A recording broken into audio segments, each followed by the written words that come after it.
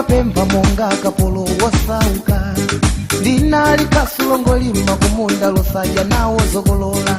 Mavuta takazikika pa moyo wanga dziko lino.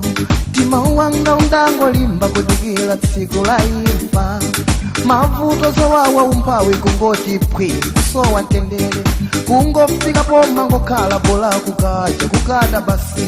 Koma mbuya fumu ya magamu inarusalile takwila yampa.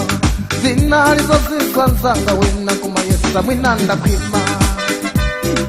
Ona ivaziwa, ona ivaziwa zako sikuba aile sikukwima bambo kamwawe komantawi ya kwana adakoza kale akafuna kudalisa mulungu sayamba wafusa saona mafusa kanju saona kobe saona maoneke kumwe pakatanyala jauta sipama na mazimashida wino.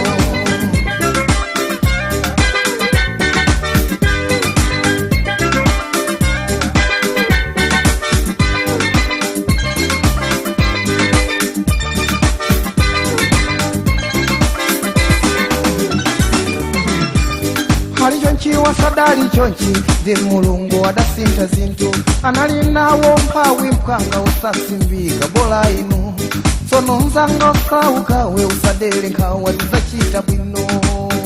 zisachita bwino bola moyo pakama ya ulemelelo usapo timalilizi kuchoka pamasa pasasa kukakhala pafupi ndi wazungu hakutelo ni mulungu wa mwambayo salonga upondeleza ongusiwa kupoteza mimba zao.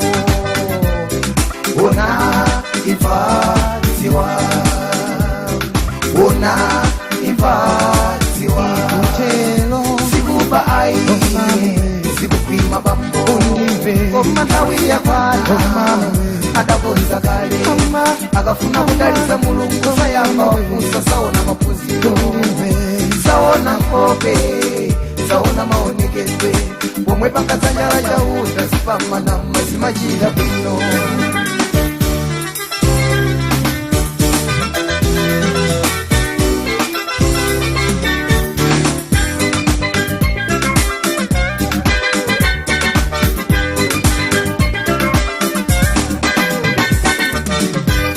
Hali ya mweyo mulungu wachita zintu zake modambwitsa pakuchoksa wantu kumatope zitapwi kusiya pomagwa utazingwa ndi mavuto mpokwila kusowa kungoti kakasi ambala ntakutawa anasibalawa sawonika pamene mulungu amatulukila kuonesa chozizwa chake wakavolo mpawi wopemba na yeso zake ziyende bwino walila wafutika kwa kwana mulungu wafa kulila kwako zintu zikayamba kusinda wena kumayesa wayamba kumba. Una ivaziwa, una ivaziwa zako sikuba ai sikukwima bambo komantawi ya kwana adakonza kale akafuna kudaliza mulungu sayamba wafusa saona mapuzito saona koke saona maoneke kumwe pakazanyala jauta sipama na mazimachita bwino sikuba ai sikukwima bambo komantawi ya kwana adakonza kale akafuna kudaliza mulungu sayamba wafusa saona mapuzito saona koke saona maoneke kumwe pakazanyala jauta